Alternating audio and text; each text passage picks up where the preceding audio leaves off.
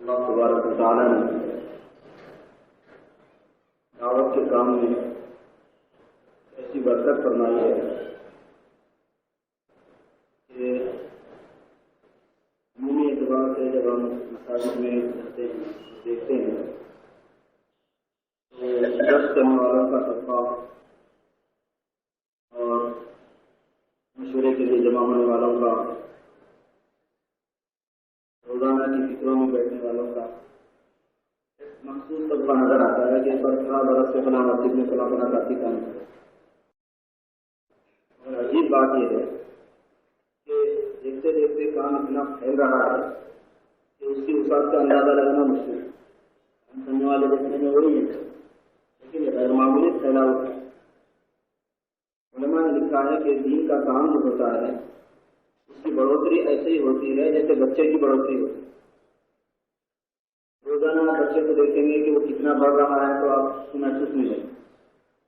ایسا یہ کہ کھایا تو ہے اس لیے لیکن اتنے نہیں جتنا تھا، لیکن چند سالوں کے بعد اچانک احساس ہوتا ہے کہ وہ بہت بڑھ گیا۔ ایسے ہی وہ ساتھی جو رشتوں میں وقت لگاتے رہتے ہیں، فکریں کرتے ہیں، تقاضے پورے کرتے ہیں، آنے والی جماعتوں کی نصرت کرتے ہیں، اصل تو کام کرنے والے یہی ساتھی ہوتے ہیں اور انہیں کی برکت سے اللہ تبارک و تعالیٰ کام پھیلاتے بھی۔ حدیث پاک میں آتا ہے کہ ان اللہ یحب الابرار الاصفیاء الذين اذا غابوا لم يتفقدوا وان حضروا لم يدعوا ولم يقربوا اولئك مصابيح الهدى يخرجون من كل غبراء مظلم في رواية لو اقسموا على الله لأبرهم او كما قال رسول الله صلی اللہ علیہ وسلم۔ اللہ تبارک و تعالیٰ محبت فرماتے ہیں ایسے نیک لوگوں سے جو چھپے ہوئے ہوتے ہیں۔ اللہ یحب الابرار الاتقیاء الاخفیاء، ایسے نیک لوگ جو کہ متقی ہوتے ہیں، خدا سے ڈرنے والے ہوتے ہیں اور چھپے ہوئے ہوتے ہیں۔ چھپے ہوئے ہونے کی شان کیا ہوتی ہے؟ الذین اذا غابوا لم یتفقدوا، جب وہ غائب ہوتے ہیں تو ان کا تفقد نہیں ہوتا، کبھی فلاں کہاں ہے فلاں کہاں ہے کوئی پوچھتا نہیں۔ وَيَحْضَرُوا لَمْ يُدْعَوْا وَلَمْ يُقَرَّبُوا، جب وہ موجود ہوتے ہیں تو ان کی دعوتیں نہیں کی جاتی، ان کو تقرب نہیں دیا جاتا، نہ تو ان کو نزدیک کیا جاتا ہے نہ ان کی دعوتیں کی جاتی ہیں جب وہ موجود ہوں۔ بس بیچارہ ہے، سادہ سا آدمی ہے، اور جب وہ غائب ہو تو لوگوں کو فکر بھی نہیں ہوتی کہ وہ اتنا آدمی کہاں ہے، غائب ہے۔ حضور اکرم صلی اللہ علیہ وسلم ارشاد فرماتے ہیں کہ یہ لوگ ہیں ہدایت کے چراغ، اولئک مصابیح الہدی، یہ ہے اصل ہدایت کے روشنی، ہدایت کے چراغ جو اندھیری سی جگہوں سے اور غبار آلود جگہوں سے برآمد ہوتے رہتے ہیں، کیونکہ ان کی محنت کا میدان ایسی ہوتا ہے۔ اور ایک روایت میں یہ مضمون ہے کہ یہ وہ طبقہ ہوتا ہے کہ اگر اللہ تعالیٰ پر کسی بات کی قسم کھا لیں تو اللہ پاک ان کی قسم کی لاج رکھ لیتے ہیں اور پوری پر مت۔ جو ساتھی محنت کر رہے ہیں ماشاء اللہ میرے دوست بھائیوں، بڑی مبارک محنت ہے اور بڑے عجیب اس کے اثرات ہیں۔ جہاں محنت ہو رہی ہے وہاں پر بھی، اور جہاں محنت نہیں ہو رہی وہاں پر بھی اثرات پڑتے ہیں۔ محنت ایک جگہ ہوتی ہے، اثرات ایک جگہ پڑتے ہیں، اس لیے کہ پورے کے پورے انسان پورے عالم کے اندر اور خاص طور پر مسلمان کا جسد واحد ہے، ایک عقل کی طرح ہے۔ المؤمنون کا جسد واحد ہے، رسول صلی اللہ علیہ وسلم نے ارشاد فرمایا کہ مسلمان ایمان والے کیا ایک جسم کی طرح ہے۔ مثلا المؤمنین فی صلاتهم وتراحمهم وتعاطفهم كجسد واحد ان اشتكى له عضو تداعى له كل الجسد بالسحر والحمى۔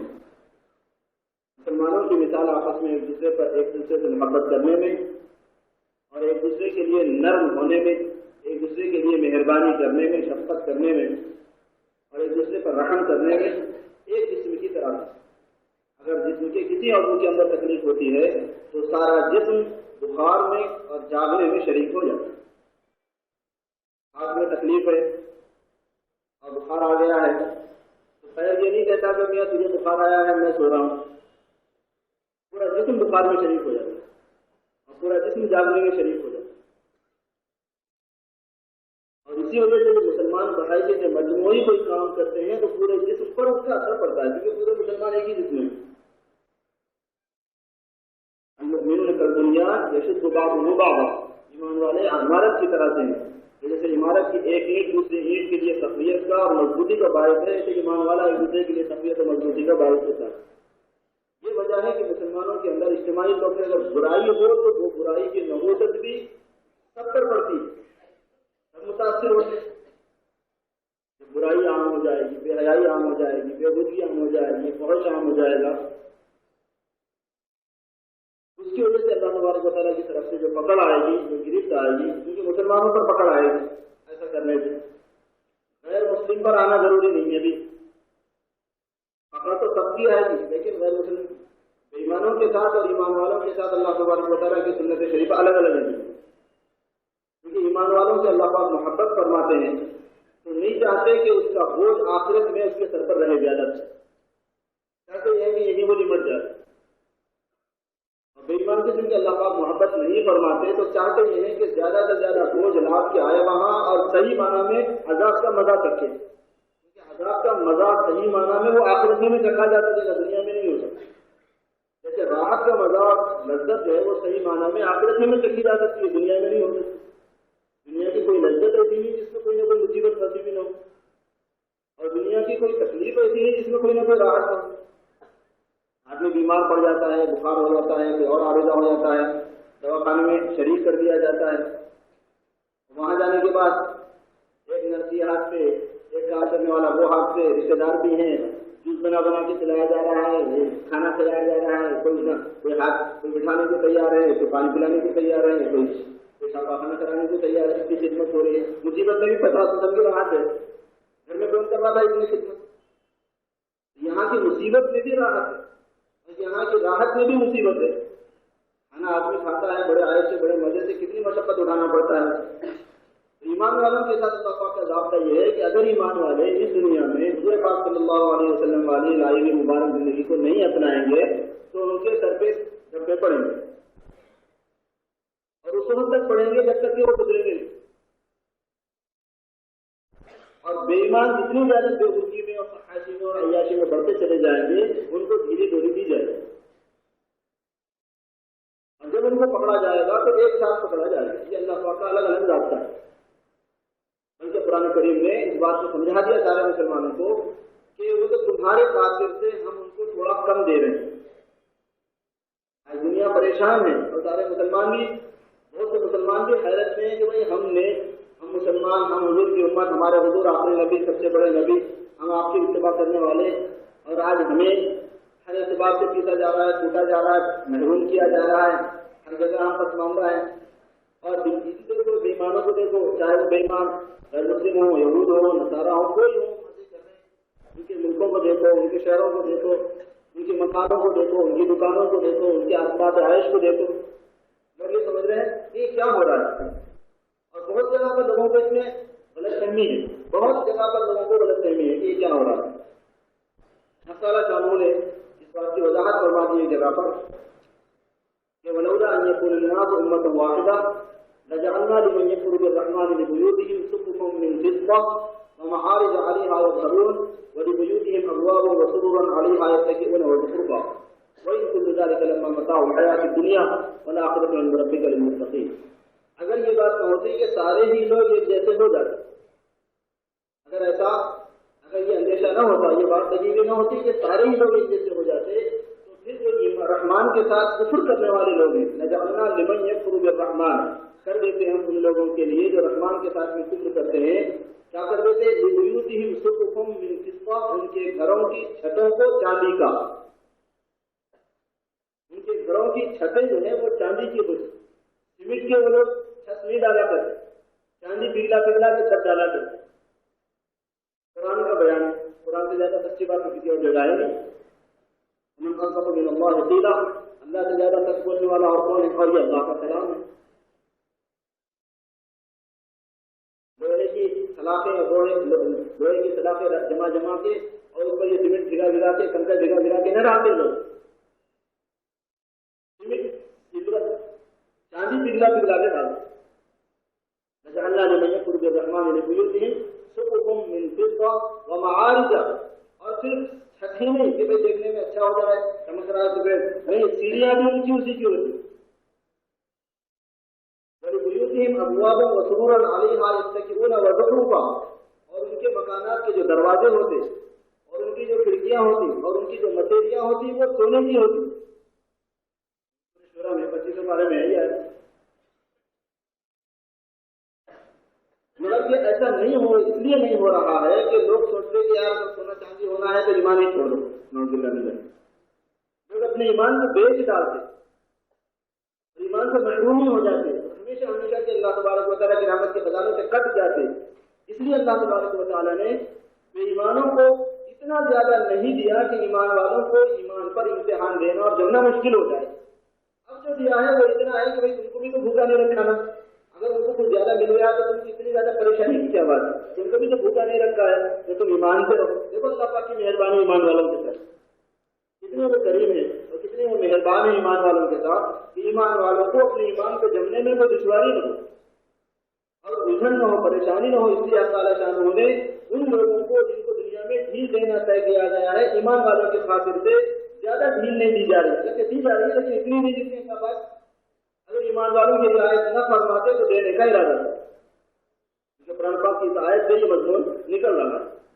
ولولا ان يكون الناس أمة واحدة لجعلنا لمن يكفر بالرحمن لبيوتهم سقفا من فضة ومعارج عليها يظهرون ولبيوتهم أبوابا وسررا عليها يتكئون وزخرفا وإن كل ذلك لما متاع الحياة الدنيا. اگر یہ دیتے ہم تمہارے خاطر سے نہیں دیا ان کو, لیکن اگر ہم یہ دیتے تو ان کو کیا مل جانے والا تھا. اگر کسی کے گھر کے چھت میں بجائے سیمنٹ کے چاندی ہو جائے تو اس سے کیا اس کی عمر بڑھ جاتی ہے, اس سے کیا وہ خدا کے پکڑ سے بچ جاتا ہے, اس سے کیا وہ جہنم سے بچ جائے گا. کیا ہونے والا ہے اس سے. اگر کوئی اپنے مسیری کو بجائے پیٹرولیم کی اور بجائے المونیم کی اور بجائے کسی اور چیز کی جس پر وہ سو رہا ہے سونے کی ہو جائے اس سے کیا ہو جانے والا ہے. لوگ خامخواہ دھوکہ کھاتے. دنیا یہ سب دنیاوی زندگی کے برتنے کا سامان. دنیا میں جتنا سامان ہے زیادہ ہو یا کم ہو, زیادہ بہتر معیاری قسم کا ہو یا کم معیاری ہو, لما متاع الحیات الدنیا یہ تو برتنے کی چیز ہے. سادہ زندگی میں بھی آدمی کی گزران ہو جاتی ہے اور پرتکلف زندگی میں بھی آدمی کی گزران ہو جاتی ہے.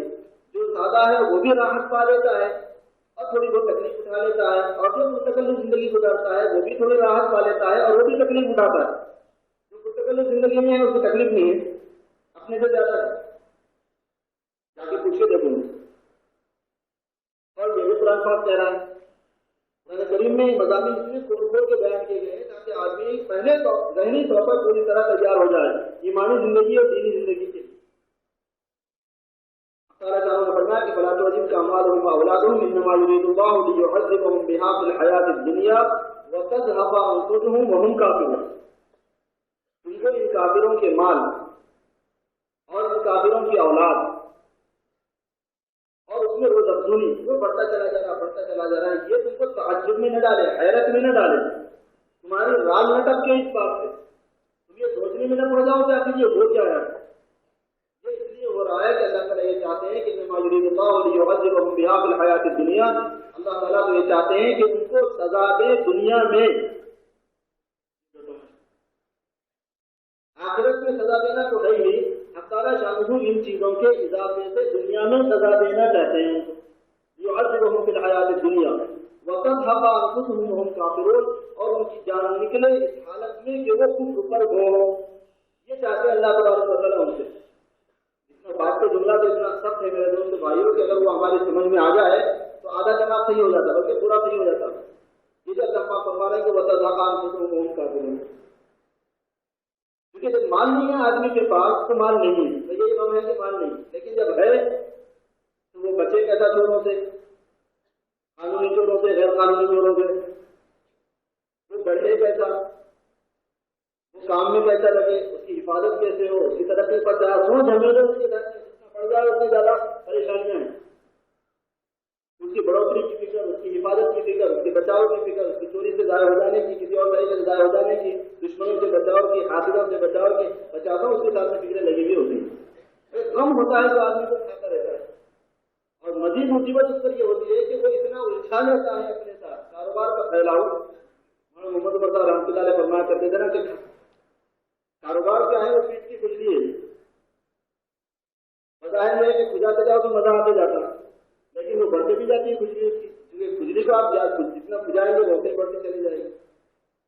عام طور پر یہ ہوتا ہے کہ جب آدمی کا کاروبار بڑھ جاتا ہے تو پھر آدمی کرتا یہ ہے کہ اپنے کاروبار پہ دوسرے کو بٹھا کے خود ایک دوسرا بولتا ہے. وہ فرماتے تھے کہ اس کی مثال ایسی ہے جیسے اپنی پیٹ کی کھجلی دوسرے کو کھجانے کو بول رہے ہیں. اور یہ خصوصیت ہے کہ اپنی پیٹ کی کھجلی اگر آپ دوسرے سے کھجائیں گے تو وہ وہاں نہیں کھجائے گا جہاں آپ کو کھجا رہا ہے, وہ دوسری جگہ کھجائے گا. آپ کہہ رہے ہیں ادھر ہٹا کے ذرا ادھر ہٹا کے ذرا ادھر نیچے ملے گا ذرا اوپر آ کر منشا آپ کا پورا نہیں ہو سکتا. یہی وجہ ہے کہ آپ کی دکان سے دوسرا بن کے آپ کے منشا کو پورا نہیں کر سکتا. پھر آدمی کو اس کا چین بھی نہیں آتا. ایک سے نہیں کھجوایا دوسرے سے کھجوا رہا, دوسرے سے نہیں تیسرے سے اور کھجلی بڑھ گئی اور کھجلی بڑھ گئی ایک اور کو بٹھا دیا اور کھجلی بڑھ گئی ایک اور کو بٹھا دیا. یہ چلتا رہتا ہے. تعالیٰ شاہ نے بےایمانوں کے بارے میں, یہ اللہ کا کرم ہے کہ یہ سب باتیں بےایمانوں کے بارے میں فرمائی گئی. کیونکہ ایمان والا جو ہے اگر کسی وجہ سے بےایمانوں کے راستے پہ چل بھی پڑا ہے تو چونکہ وہ دین کی محفلوں میں اٹھتا بیٹھتا ہے اور اللہ رسول کی بات سنتا رہتا ہے, دین کی بات اللہ کے بعد اس کے کانوں میں پڑھتے رہتی ہے, تو کل نہیں آج اور آج نہیں کل تو سدھر ہی جائے گا. ہم سے اللہ تبارک و تعالیٰ دیکھیں کتنی ہمیں امید دلا رہے ہیں. ان کا انداز خود یہ بتا رہا ہے کہ وہ کتنا امید ہمیں دلا رہے ہیں, کتنا اپنے سے قریب فرما رہے ہیں. یہ سب ایمان کے بارے میں فرما رہے ہیں. کیونکہ ایمان والا اگر ایسا کر بھی رہا ہے تو بس وہ غلطی سے کر رہا ہے, وہ نہیں کرنے والا ہے, وہ چھوڑ دینے والا ہے. کیونکہ چھوڑ دینا ہے نہیں ہے, جو غلط دھندے ہیں وہ چھوڑ دینا ہے. اگر کر بھی رہے ہیں تو توبہ کرنا ہے. اگر ہم کس لیے آتے ہیں, ہم جمع ہوتے ہیں آپس میں دین کی بات کا مذاکرہ کرتے ہیں, اللہ رسول کی بات کا مذاکرہ کرتے ہیں, دعوت کی فکر کرتے ہیں, دین اپنی زندگی میں کیوں کر آئے اس کی آپس میں فکریں کرتے ہیں. یہ اسی لیے ہے تاکہ شیطان کی وجہ سے, نفسانیت کی وجہ سے اور دوسرے برے ماحول کی وجہ سے اور غلط اور دوسری اور عوامل اور عوارض کی وجہ سے جو ہماری زندگیوں کے اندر غلطیاں آ گئی ہیں, ہمارے جس لائن میں بھی غلطی آ گئی ہے وہ دور ہو جائے. وہ مقصد ہے ہمارے یہاں.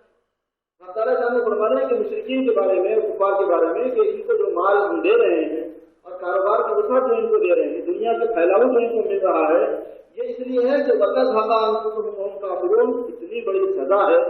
ہم یہ چاہتے ہیں کہ یہ اسی میں الجھے ہوئے رہیں اور انہیں آخرت کی فکر کرنے کا موقع نہ ملے. کوئی آدمی غلطی کرے تو اس کو پکڑ کر جوتے مار دینا اس کی سبب سزا نہیں ہے, اتنی یہ سزا ہے. اور اس سے آپ اندازہ کر سکتے ہیں کہ ہم تعالیٰ شان کسی کو ڈھیل دیتے ہیں تو اس میں اللہ تبارک و تعالیٰ کا کیسا رقم جھلکتا ہے. یعنی مال و دولت کی کثرت کے ذریعے سے ان کے منشے میں اللہ پاک منشے کو بتا رہے ہیں کہ چونکہ انہوں نے بےایمانی کی, نماز حرامی کی, جس کو فجور کیا, باوجود نصیحت کرنے والوں کی نصیحت کو نہیں مانا, تعالیٰ تعالیٰ نے آپ کو فہم عطا فرمائی تھی اس کو بھی استعمال نہیں کیا. اس کا نتیجہ یہ ہے کہ اب اللہ تبارک و تعالیٰ ان کو ان کی اس دنیاوی محبت کو اور ان کی اس دنیاوی الجھاؤ وسعت کو اس میں ان کو اتنا الجھا رہے ہیں, اتنا اس کو پھنسا رہے ہیں کہ ان کو آخرت کی فکر کا موقع نہ رہے. کبھی کبھی ہمارے ساتھیوں میں بھی یہ بات ہو جاتی ہے, جماعت والے اپنے پاس آئے, پرانا ہے بول کے آئے یا نیا ہے بول کے آئے, اور ہم لوگوں نے جناب والا کو چکما دے دیا, باتیں بنا دی, گول پھرا دیا, اور وہ بیچارے چلے بھی گئے. ہمارا وقت دے سکے نہ ہماری تحقیق ہو سکے نہ کچھ نہ کیا. ہم اپنے آپ کو اتنا بزی اور اتنا مصروف, اتنا مشغول کرتا ہے کہ وہ ہمارے حضور کو قبول کر کے وہ لوگ چلے گئے. تو وہ چلے گئے یہ سمجھ کہ وہ معذور ہے, اور ہم اپنی جگہ پر بیٹھ کے یہ خوش ہو رہے ہیں کہ ہم نے بڑا بیوقوف بنایا ہے. اس آیت کے تناظر میں, اس کی روشنی میں آپ بولے تو بیوقوف آپ نے بنایا ہے, بیوقوف آپ بن گئے. کیونکہ اپنے کو اتنا مشغول بتانا کہ آخرت سے کوئی کام نہ کیا جا سکے, چاہے حقیقتاً آدمی مشغول ہو یا آدمی شو کرے, یہ بتائے اپنے کو, دونوں صورتوں میں یہ غلط بات. قرآن پاک میں اللہ پاک نے بےایمانوں کے بارے میں یہ بات کروائی کہ فلا تعجبک اموالهم واولادهم انما يريد الله ليعذبهم بها في الحياة الدنيا وتزهق انفسهم وهم كافرون.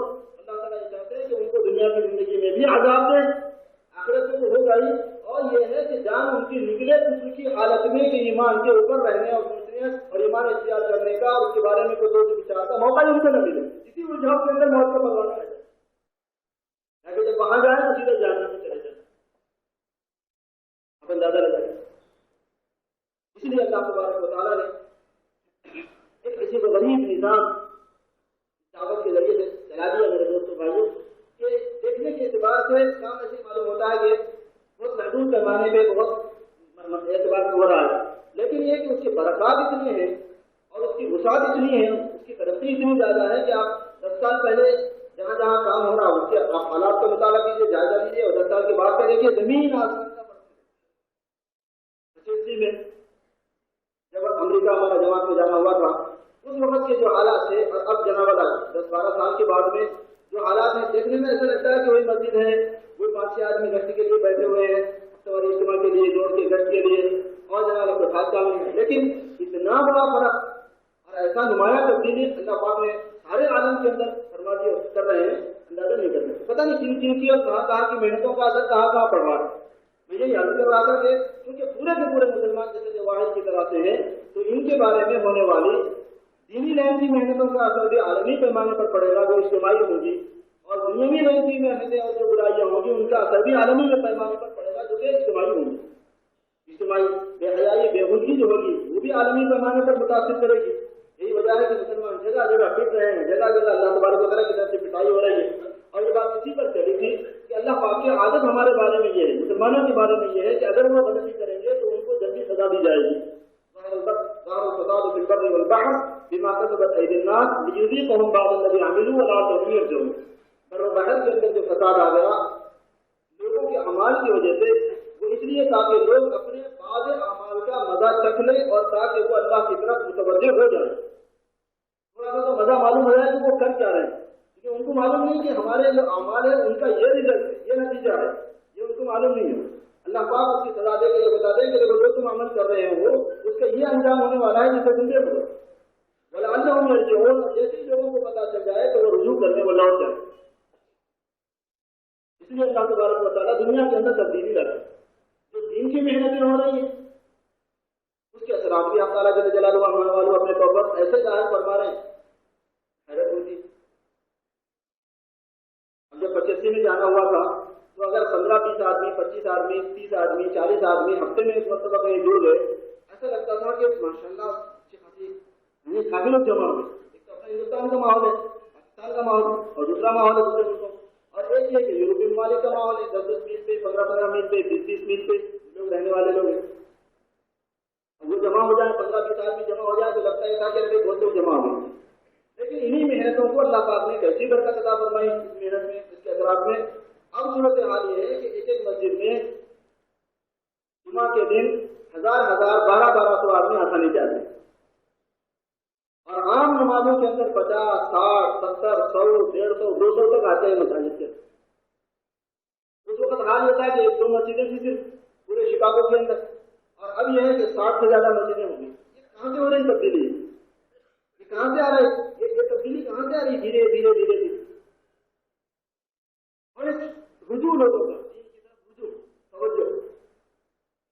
اچھا، جیسے ہی لوگوں میں دین کی عظمت آتی ہے، دین کی محبت آتی ہے، اللہ کی بڑائی آتی ہے، یہ بیس ہے۔ رحمۃ اللہ کے ملفوظات میں یہ بات ہے نا کہ اصل بنیاد جو ہے وہ کیا ہے؟ وہ اللہ تبارک و تعالیٰ کی عظمت کا اور اللہ کے دین کی عظمت کا دل میں آنا، یہ اصل ہے۔ ان کے ملفوظات میں یہ وہی جناب فرماتے ہیں کہ اگر تم نماز روزے کا فلسفہ لوگوں کو سناؤ گے تو لوگ نمازی نہیں بننے والے ہیں۔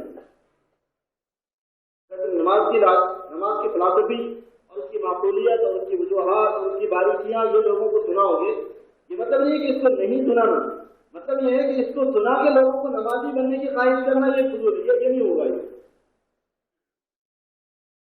نمازی جو لوگ نمازی بننا ہے اس میں یہ جاننے کی چیز ہوگی کہ یہ آدمی مسلمان ہونے کے باوجود نماز کیوں نہیں پڑھ رہا، اس وجہ سے کہ نماز کی حفاظت کو نہیں جانتا ہو، نماز مضر سمجھتا ہے، اس وجہ سے نماز کو چھوڑ رہا ہے، یہ بات نہیں ہے۔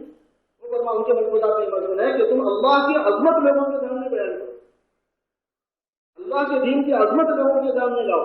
جب اللہ کی عظمت آئے گی تو پھر اللہ کے سامنے جھکنا آسان ہو جائے گا۔ یہ ہے بنیاد، یہ ہے کہ جتنی اللہ تبارک، اسی وجہ سے سب سے پہلے ایمان کا نمبر ہے، سب سے پہلے ایمان کی محنت ہے، سب سے پہلے ایمان کا مذاکرہ ہے، سب سے پہلے اللہ کی بڑائی ہے، اللہ یہ کرنے والے ہیں، اللہ کے گھر سے کچھ نہیں ہوتا۔ اللہ تبارک و تعالیٰ فعال لما یرید کی شان رکھتے ہیں، یحکم ما یرید ان کی شان ہے، وہ جو چاہے فیصلہ کریں، وہ جب چاہے جو چاہے جس کے ساتھ چاہیں جیسا چاہیں۔ اب تعالیٰ شانوں کی بڑائی بار بار بولی جائے، بار بار سنی جائے۔ ایک مرتبہ ایک جماعت کے ایک ساتھی نے پہلے نمبر پر بات کی تھوڑی دیر، ایک دوسرے ساتھی آئے، انہوں نے کہا کہ صاحب تم لوگ ہمیشہ اللہ تبارک و تعالیٰ کی بڑائی، اللہ ایسی قدرت والے ہیں، اللہ ایسی حکمت والے ہیں، اللہ ایسی حفاظت والے ہیں، وہ پکڑتے ہیں تو ایسا پکڑتے ہیں، وہ حفاظت کرتے ہیں تو ایسا۔ ارے بھائی ہم نے انکار کیا ہے کہ اس کا اللہ تعالیٰ کرتے ہیں، ایک صاحب آگے کہنے لگے کہ اللہ تعالیٰ تو ایسا کرتے ہیں تم یہ کیوں بولتے ہو، اس کو دوسری باتیں بھی کرو نہیں. اس بات سے بندہ بھی میں موجود تھا، میرے ذہن میں اللہ پاک نے ایک بات ڈالی. میں نے کہا کہ بھائی جب یہ بات معلوم ہے کہ اللہ تبارک و تعالیٰ بڑے ہیں، تو یہ معلوم ہونے سے آپ نے یہ کیسے سمجھ دیا کہ ذرا بولنے کی ضرورت نہیں ہے وہ بڑے ہیں. دن میں 5 مرتبہ نماز کا وقت ہوتا ہے، بولے جہاں نماز کا وقت ہوتا ہے. اذان ہوتی ہے تو بولے اذان ہوتی ہے. اذان میں کیا ہوتا ہے؟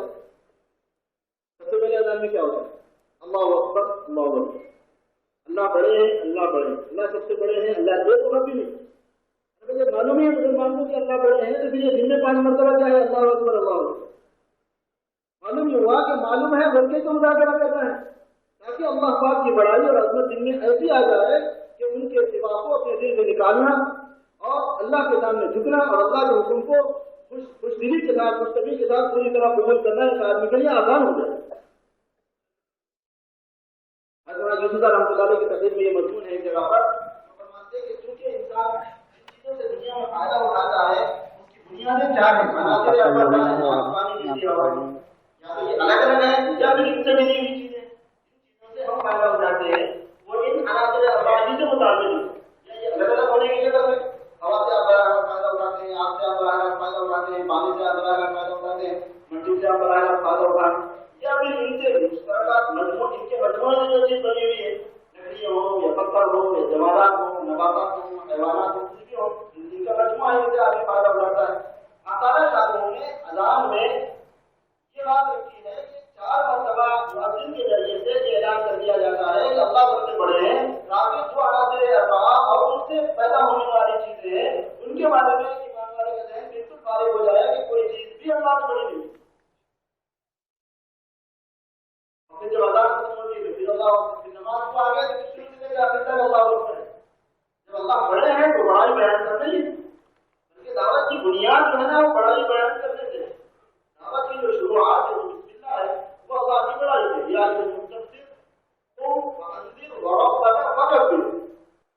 عادت کے ہونے والوں کو اور لوگوں کو ڈراؤ اور کیا کرو برف کا مقبل اور اپنے پروردگار کی بڑائی بیان اور اپنے کپڑوں کو پاک صاف رکھو. دعوت دینے والے کو سجد جیسے کپڑوں کی صفائی ستھرائی کے ساتھ پاک صاف رہنے کی ترغیب کی علماء نے یہاں سے لکھی ہے. کپڑے کو پاک رکھنے کو مراد تو پاک رکھنا ہے اس کا ایک کپڑے کی صفائی اور ایک کپڑے کی پاکی.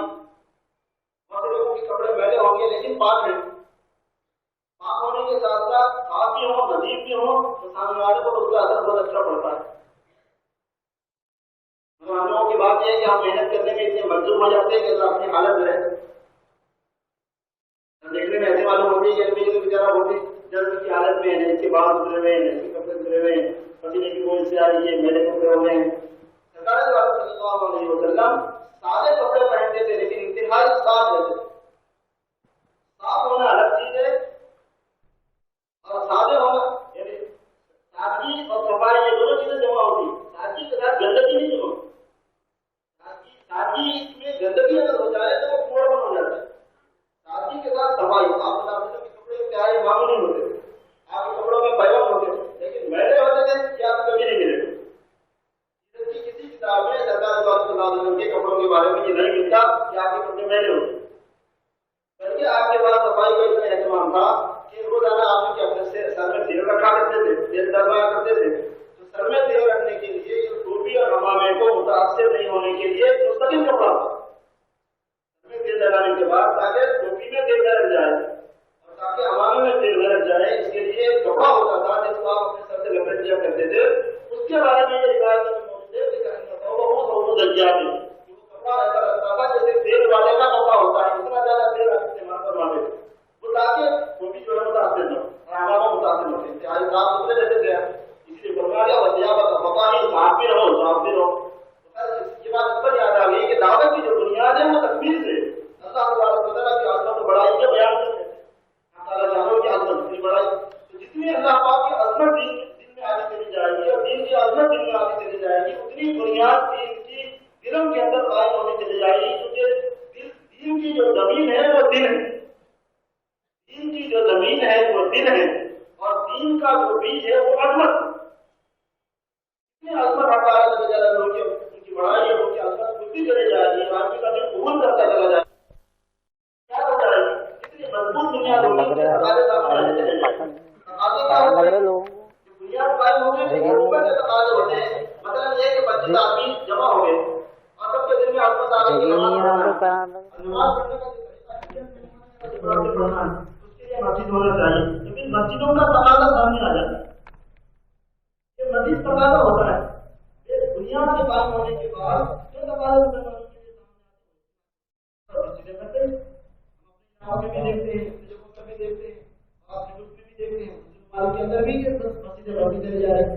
یہ مسجدوں کا تقاضا آنا اور پھر اس تقاضے کا پورا ہونا آسانی کے ساتھ میں کیوں کر وجود میں آ رہا ہے؟ مسلمان فیملی ہے، اس کے بچے ہیں، تو مسلمانوں کے ذمہ ہے کہ اپنے بچوں کو جانے کی آگ سے بچانا ہے اور دینی تعلیم دلانا ہے۔ اس سے تقاضا سامنے آتے چلا جا رہا ہے کہ میرے بچوں کی دینی تعلیم کو مدرسے موجود ہوتے چلے جائیں، یہ تقاضے نہیں۔ مدرسوں میں مدرسے چھوٹے لیول کے، متوسط لیول کے، بڑے لیول کے، دنیا تک کی تعلیم جہاں پہنچتی ہے، جہاں عالم کا کورس پڑھایا جاتا ہے، وہ مدرسے جنوب ممالک میں قائم ہو رہے ہیں۔ تو کیا ہے یہ دعوت والی محنت کے نتائج اور بدلاؤ کی شکل میں ہمارا قانون پوری دنیا میں عام ایک توجہ پوری دنیا میں اس کو ظاہر کرنا ہے۔ یوں لوگوں کا لوگوں کی توجہ پوری حیثیت سے ہو رہی ہے، ہر محنت کے ہر کام کے کچھ اپنے ذاتی اثرات ہوا کرتے ہیں۔ جو کام نہج نبوت پر قریب تر ہوتا ہو اللہ پاک نے صلی اللہ علیہ وسلم کے جوامع نصرت کا وعدہ کرتا ہے، اپنی غریب طالب ہمارے سارے والوں کے ساتھ اگر کوئی جماعت یا کوئی افراد یا کوئی قوم یا کوئی فرد آپ صلی اللہ علیہ وسلم والے راستے پر چلے گا تو وہ اس کی اپنی اکیلے کی طاقت نہیں ہوگی، بلکہ اللہ تعالیٰ کی طاقت اس کے ساتھ ہو کر اپنا اثر دکھائے گا۔ نبوت کیا ہے؟ نبوی طریقہ کیا ہے؟ نبوی طریقہ یہ ہے جب لوگوں میں دین کی قدر نہ ہو، جب لوگوں میں دین کی عظمت نہ ہو، تو بے قدروں میں خود جا کر ان تک اللہ کی بات کو، اللہ کی بڑائی کو، اللہ کی بات پہنچانا، بے غرض ہو کے جانا۔ لا الہ الا اللہ محمد رسول اللہ کی بنیاد پر محنت کرنا، یعنی ثابت یقین کو دل سے نکالنا اور صحیح یقین کو دل کے اندر بٹھانا، غیر کا یقین دل سے نکالنا، اللہ کا یقین اور اللہ تبارک و تعالیٰ کا یقین دل کے اندر بٹھانا۔ حضرت نبی نبوت کے لیے انبیاء علیہ السلام کی دعوت کرتی گئی ہوتی ہے، سرکار صلی اللہ علیہ وسلم نے جو محنت فرمائی اسی کرتی گئی۔ حالانکہ آپ اس وقت دنیا میں تشریف لائے، ساری برائیاں موجود تھیں، خرابیاں موجود تھیں، سارا ماحول یہاں تک بگڑا ہوا تھا، کسی رحم کی کوئی برائی ایسی نہیں ہے جس کے بارے میں آپ نے سوچے کہ اس وقت یہ برائی موجود نہیں تھی، لیکن آپ صلی اللہ علیہ وسلم نے جو طریقے کا اختیار فرمایا وہ یہ تھا کہ آپ نے لا الہ الا اللہ کی ذکر لگائی، اللہ کے علاوہ کوئی ہدایت نہیں کری، اللہ کی بڑائی، اللہ کی عظمت کی طرف دکھانا، اللہ بات دیکھ رہے ہیں، اللہ بات سن رہے ہیں، اللہ بات جانتے ہیں، سارے انسانوں کے اوپر قادر اور مالک وہ ہیں، ان کے خالق ہیں، ان کے مالک ہیں، ان پر قادر ہیں، انہیں کا فیصلہ کرتا ہے، انہیں پر وہ حاکم ہے، اور سارے انسانوں کو اللہ کے پاس جانا ہے۔ پوری کی پوری کائنات وہ اللہ کی محتاج ہے، انسان بھی اللہ کا محتاج ہے، انسان کی اپنی مرضی نہیں چل سکتی، اللہ تبارک و تعالیٰ کی جو مرضی ہے انسان کو وہی چل سکتی ہے۔ وہ اپنی مرضی سے جوان نہیں ہوتا، وہ اپنی مرضی سے بوڑھا نہیں ہوتا، وہ اپنی مرضی سے بیمار نہیں ہوتا، آدمی اپنی مرضی سے تندرست نہیں ہوتا، کوئی اپنی مرضی سے فقیر نہیں ہوتا، کوئی اپنی مرضی سے غنی نہیں ہوتا۔ یہ بات آدمی کو اللہ تبارک و تعالیٰ کے سامنے جھکانے پر مجبور کر دیتی ہے۔ تمام انبیاء کی تقریبی طریقہ یہی ہے، نبوی طریقہ اس کو کہتے ہیں۔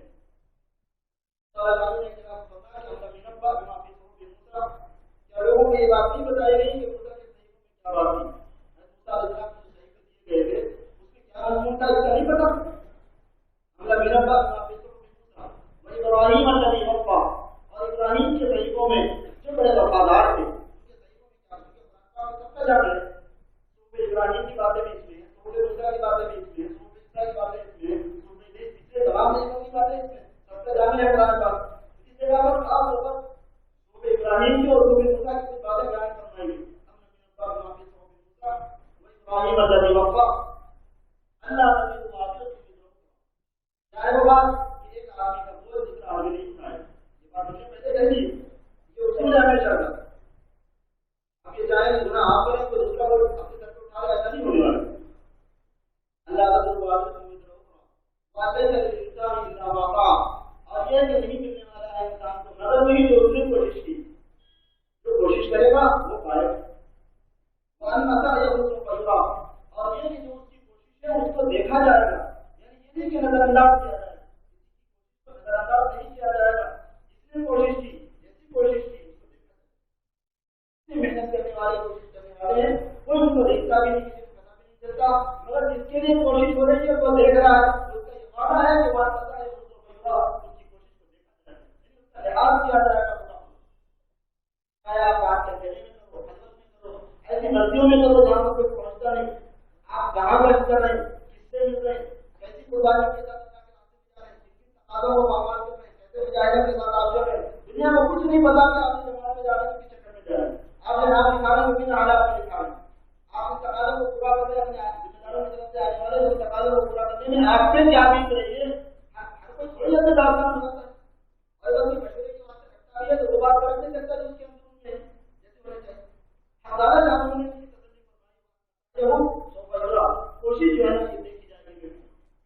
جس کے لیے کوشش کی جا رہی ہے وہ لطیف و خبیر ہے، وعلیم و بلا صدور ہے. اس سے کوئی چیز کسی حالت میں نہیں سکتی. جزا و جزا توبہ پھر بدلا دیا جائے گا اس کو پورا پورا چھوڑ دیا جائے گا. کوشش کا لحاظ کیا جائے گا، دیکھا جائے گا، پھر بدلا پورا پورا دیا جائے گا.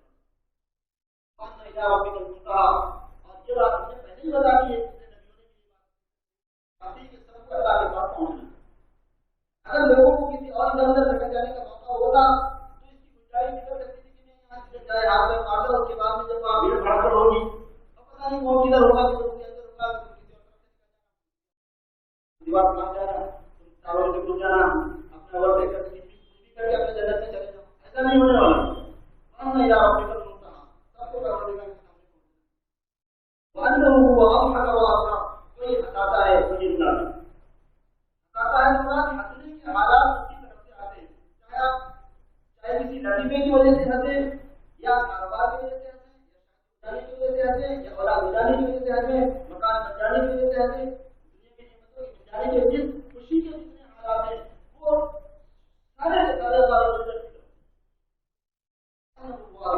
وہ اب کا اور ہونے کے جو حالات آئے کسی بھی لیول کے آئے وہ سب اس کی طرف سے آفت آ گئی تو حالات ہونے کے آئے، جان پر آفت آ گئی تو حالات ہونے کے آئے، خاندان پر آفت آ گئی تو حالات ہونے کے آئے، بیوی بچے کے ہاتھ پر بیوی بچوں پر آفت آ گئی تو حالات ہونے کے آئے، نوکری کی جانے کی نوبت آ گئی تو حالات ہونے کے آئے. اور جس طرح کی بات وہی مارتا ہے وہی زندہ کرتا ہے.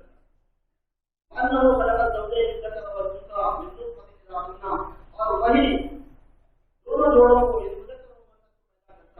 لڑکے بھی وہی دیتا ہے، لڑکیاں بھی وہی دیتا ہے. نہ کسی کی تندرستی سے اس کا تعلق ہے، نہ کسی کی بیماری سے اس کا تعلق ہے. پیغام کے بچے ہی بچے اس کا تعلق پیغام سے ہے نہیں، اس کا تعلق پیغام سے نہیں. نہ لڑکے اس کی طرف سے مقرر ہے، لڑکے